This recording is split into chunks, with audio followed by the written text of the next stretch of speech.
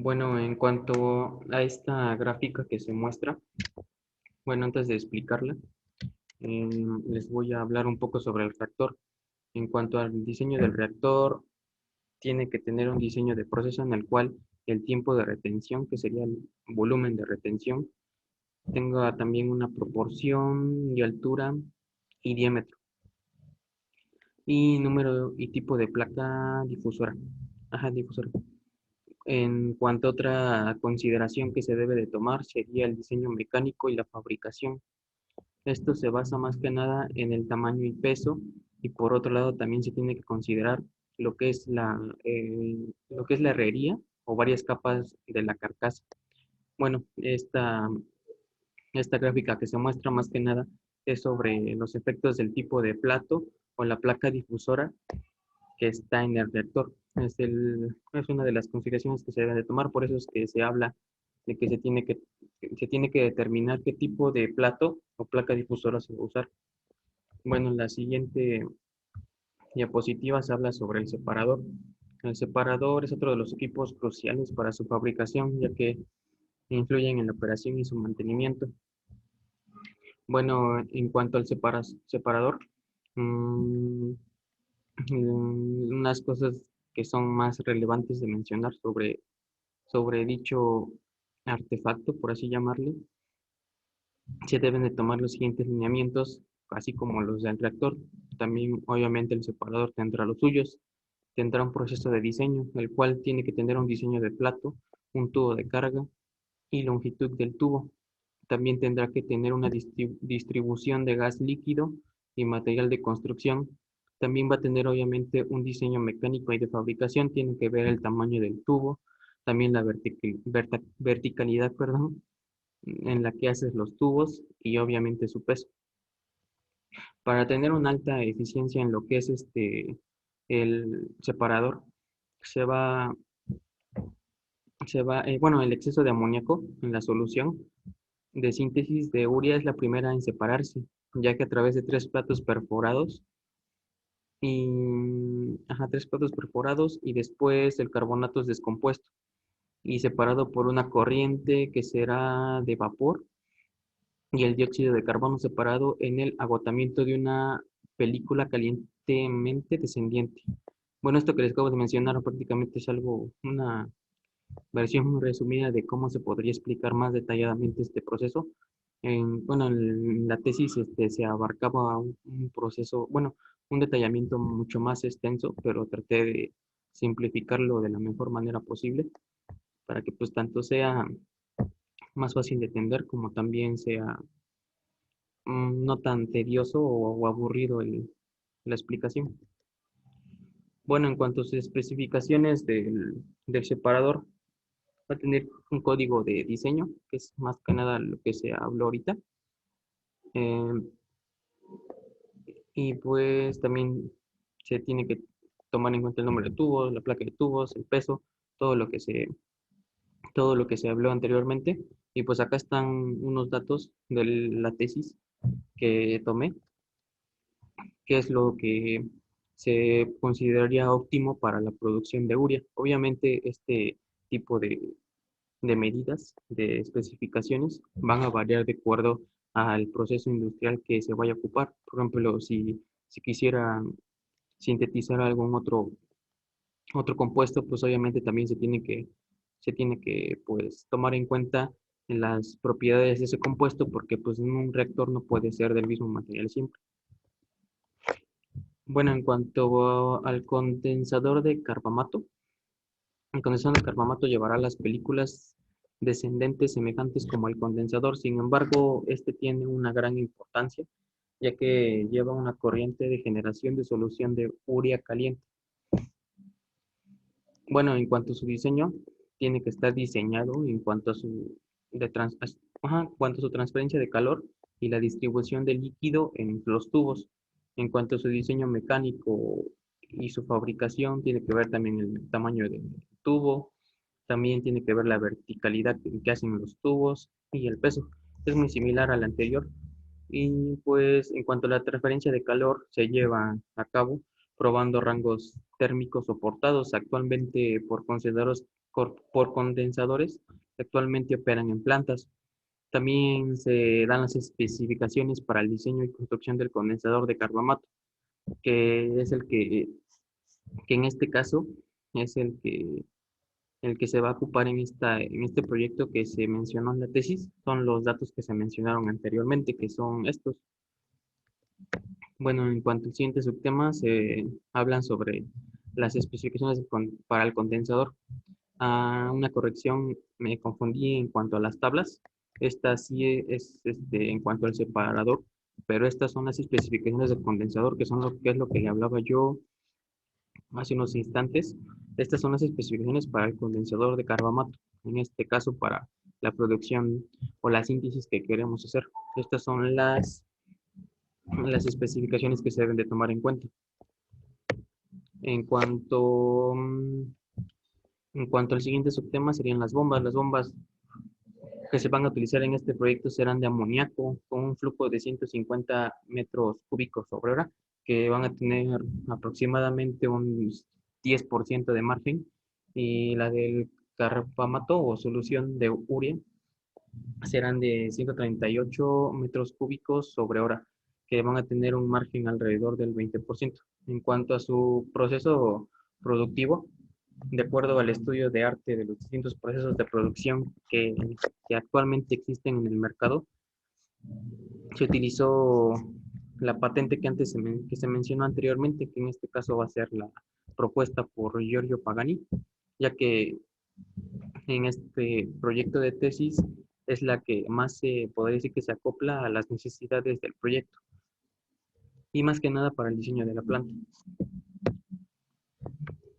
Bueno, en este esquema fue también tomado de la tesis.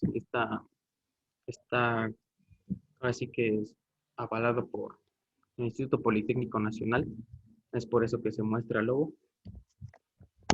En cuanto a este proceso, sí es bastante amplio, ya que la planta productora de urea mm, pues va a comprender un reactor de síntesis de urea en cual el anhídrido de amonio puro y dióxido de carbono serán alimentados por una bomba dosificadora y a la vez también por un compresor convencional, respectivamente.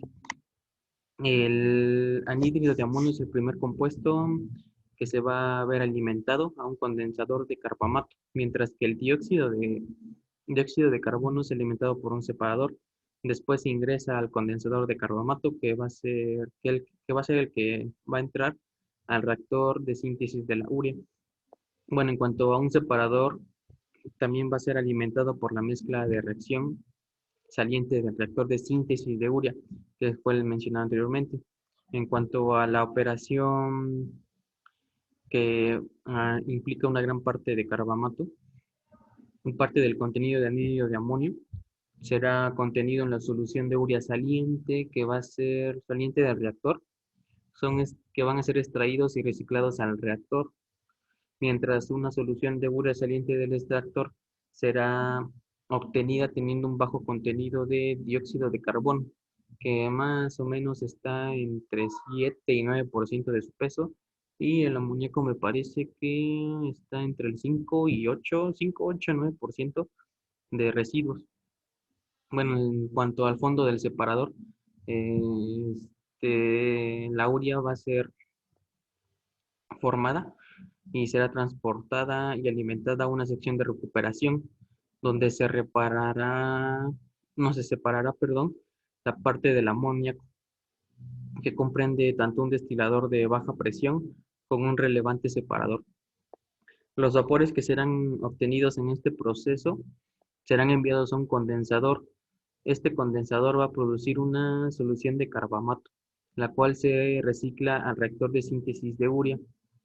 Bueno, una vez que se realizó esto, la masa de urea es transportada a un filtro, donde residuos de amoníaco serán separados por propiedad física enseguida a la masa de urea que es transportada al tanque. En cuanto a ¿cómo se le nombra? tren de evaporación conformado por 3 torres de vacío van a ser relevantes separadores, además de una sección de concentración de anhídrido de amonio al vacío. En cuanto a sus principales características del proceso isobárico, que será con dióxido de carbono, puede ser resumido de la siguiente manera. Bueno, en esta tabla se habla más que nada de la lista de equipos que son considerados para para la correcta producción de urea. En cuanto a la lista de equipos, tienen un código. Bueno, en el trabajo mencionado anteriormente, que es el que se está ocupando, se les implementó un código que de hecho sí se logra apreciar aquí en este esquema, pero pues está con letras muy chiquitas, pero sí está muy bien esquematizado, lo cual permite, una vez teniendo la información a la mano y comparándola con este esquema, sí se logra entender muy bien en dónde empieza, en dónde pasa cada cosa y en dónde va a terminar. Bueno, de lo que se habla son tanques de almacenamiento. Uno va a recibir el nombre de separador, otro de compresor de carbamato y otro de depurador. En cuanto a las bombas, van a tener 10 bombas centrífugas, que una va a ser destilador B de presión, otro un reactor, otro para el intercambio de calor, otro para separador de gases, otro para la torre de vacío, que esa va a ser alta presión, y serían 3 torres de vacío, que serían las de alta, la de media y la de baja presión, son las que se mencionaron en el proceso que les expliqué hace unos momentos. También va a haber 3 separadores que también fueron los que se mencionaron, que son de los separadores de amoníaco. Y también va a haber una torre de prilado que, si no, creo que esa no la mencioné. La verdad no recuerdo bien el proceso de la torre de prilado. También se, se aplica un compresor, que es que vendría siendo un elevador, así se le llama. También un condensador, que va a ser una báscula, que también así es una manera de llamarlo. Bueno, en cuanto a los aspectos a considerar en la fabricación de la urea, también se tiene que ver la distribución de la planta, se tiene que esquematizar en dónde van a estar las oficinas, en dónde va a estar el separador, en dónde va a estar el reactor, ya que también pues, hay que considerar muchas cosas como la ventilación.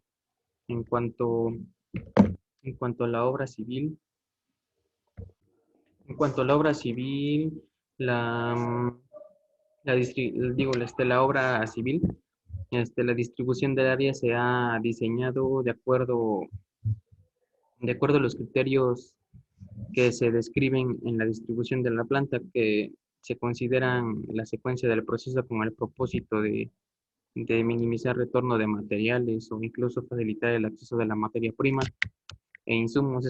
No se puede tener la planta industrial, o sea, los reactores, todo donde se lleva a cabo todo el proceso, no se puede tener en el fondo así que de la planta industrial, y la materia prima entre desde la entrada principal, donde no sé, donde entran los trabajadores, o sea, no, se trata de hacer más fáciles las cosas. También eso se implica en la obra civil. En cuanto a la distribución de las áreas, acá implican muchas cosas que son tanto oficinas, comedores de comida, el, el servicio médico también es algo muy importante en una planta industrial de este tipo, talleres, servicios auxiliares, incluso casetas principales o secundarias, también almacenes del producto terminado, zonas de proceso, los pasillos, porque pues también va a ser una área demasiado grande. En cuanto al costo de la obra civil, pues se tienen que checar todos los costos, ya que pues sí sería algo demasiado elevado en su precio. También se tiene que hablar de las especificaciones de seguridad y higiene. Bueno, creo que en la actualidad es algo que ya es muy bien conocido, bueno, en especial en la carrera, que es incluso una materia que llevamos como ingenieros químicos, y pues creo que es una, es una rama muy extensa, ya que pues, abarca tanto muchas normas como muchas pues muchas señalizaciones que pues, tienen que llevarse a cabo en una fábrica o incluso en cualquier trabajo, o sea, ya es algo de ley, por así decirlo. También la prevención de accidentes. Bueno, la prevención de accidentes pues también está más que nada como que integrada a lo dicho anteriormente, que son las especificaciones de seguridad y higiene o la salud y seguridad en el trabajo. En cuanto a los equipos de protección, también van de la mano con lo dicho anteriormente. Y la protección de maquinaria y equipo. Bueno, en cuanto a la protección de maquinaria y equipo, pues se va a utilizar un código de colores. El código de colores pues ya es muy bien conocido porque es un patrón americano para colores de seguridad para marcar cualquier peligro físico y para la identificación de ciertos equipos.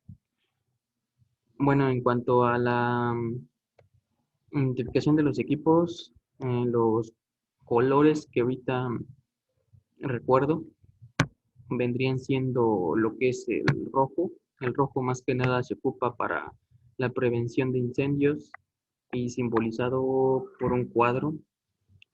Ajá, un cuadro. El naranja sería la señal de alerta y se simboliza con un triángulo.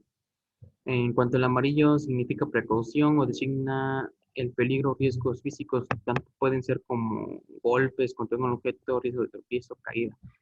También existe el color azul. El color azul se ocupa más que nada para la seguridad y lugar de equipos de primeros auxilios. Bueno, estos colores que le estoy dando pues, no son los que yo, bueno, en estos momentos recuerdo. La verdad, le mentiría yo si agrego uno que no es o le doy la definición de mal de uno. Entonces, prefiero nada más dejarlo en esos colores por el momento. Y pues este sería el fin de la presentación. Y no, no me queda nada más que agregar. Creo que hace una semana, la semana pasada, se habló mucho bueno, desde que iniciaron las clases se habló mucho sobre todos los procesos en los que se llevan a cabo.